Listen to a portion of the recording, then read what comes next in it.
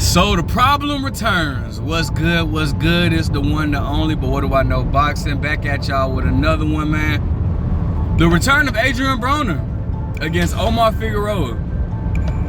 Omar Figueroa, who, well, let's see here. First of all, Adrien Broner hasn't fought since February of last year when he fought Santiago in a fight that a lot of people thought Adrien Broner lost. AB has definitely been inactive since the Pacquiao fight, because the Pacquiao fight was January of 2019, and AB didn't fight again until February 2021. Yeah, and now it's fighting July 23rd against Omar Figueroa in 2022. So he has not fought in over about a year and 4 months, year and 5 months, something like that, and very inactive. Omar Figueroa, on the other half, was once a up-and-coming prospect, right? Last year, I think it was like February. I mean, not February. I think it was like May. He lost against Emil Ramos. And then I want to say his other loss is against Yordenis Ugas. And that fight, and I don't know what was going on with Omar Figueroa, that fight with Ugas. That was on the undercard of Pacquiao versus Thurman. He just looked like he wasn't, like, if you watch that fight, bro, that was just a very poor performance by Figueroa. I mean, he looked like as though he didn't even want to be it. Like, he just didn't even want to be there. So I'm more than sure with stuff going on outside of the ring, not making no excuses. Yordenis, I picked Yordenis Ugas to beat Figueroa, but he just, like, he didn't want to be there, and then turned around last year and lost to Emil Ramos, and kind of just seems like, to me, in my eyes, Omar Figueroa does not really want to fight. Now, a lot of people don't know this, but do you remember the fight with Adrien Broner versus Jesse Vargas? Well, a lot of y'all that don't really follow boxing, they don't even know. The initial fight was supposed to be Adrien Broner versus Omar Figueroa. This was supposed to be in 2018. They were supposed to fight each other, but Omar Figueroa ended up pulling out. So now Adrien Broner is fighting Omar Figueroa now, which I'm not mad. Actually, I think this is a good matchup. Actually, I think this is a very good matchup. Unfortunately, I won't be watching it because I'll be in Disney World at that time with my babies. But I'll be more than happy to catch it on the replay or whatever. But however, I mean, I think this is a good matchup between the two. Adrien Broner has had he's had one hell of a career. And when I say that, I don't mean just good things. A lot of AB's vices come from outside of the ring. Well, all of them do, actually.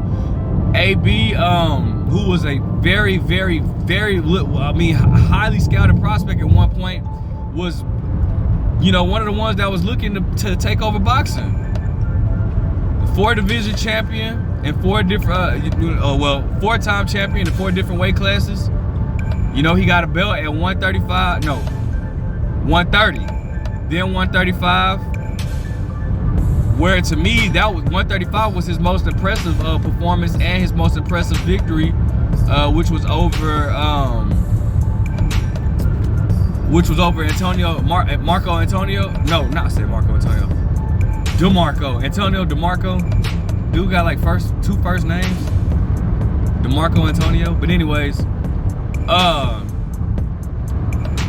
that was AB's most impressive victory, right? Then AB skipped 140, went to 147, fought Paulie Malignaggi. I think it was either for the WBA. It might have been the WBA or the IBF, but I think it was the WBA. Then went back down and fought what's his name? Alak Berverda, whatever, for the vacant title at 140.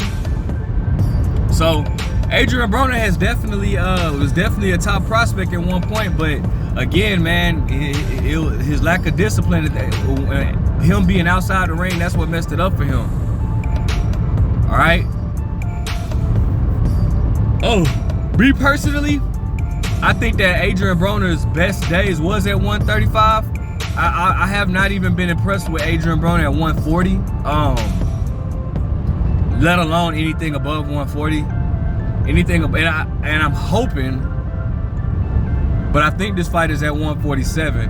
Adrien Broner looks his worst at 147. I'ma just be honest with you. Adrien Broner looks his worst at 147. I hope this fight, I don't know exactly what weight this fight is gonna be at, but I hope it's not at 147. Adrien Broner looks his worst at 147. At 147, he fought Adrian Granados, put on a piss poor performance. He fought Sean Porter. This is not in order, obviously, but he fought Sean Porter at the catch weight of 143. Or 144, I think it was 144. Piss poor performance. Obviously, his fight with Paulie Malignaggi was at 147. Even that performance, AB didn't look his best. A lot of people was like wondering why AB wasn't letting his hands go more.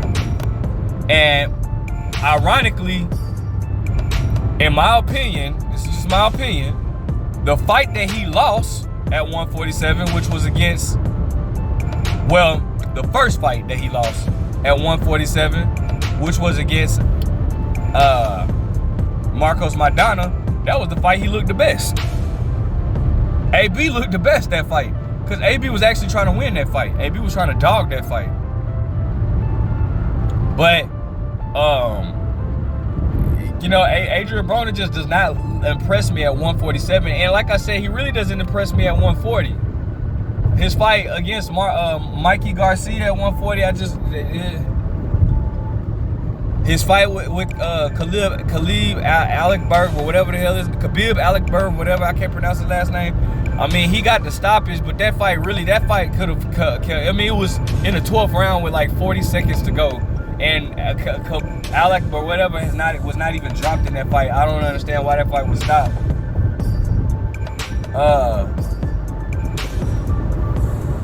He fought Ashley Theophane. I mean, I just never been impressed with AB above 135, except for his first fight with Marcos Maidana. AB actually looked like he was trying to win that fight. So this is and Figueroa does have a come-forward style to give AB problems, and I'm more than sure this is going to be a 10-rounder. Lord knows Adrien Broner fighting 12 rounds. I mean, he fought Manny Pacquiao at 147. But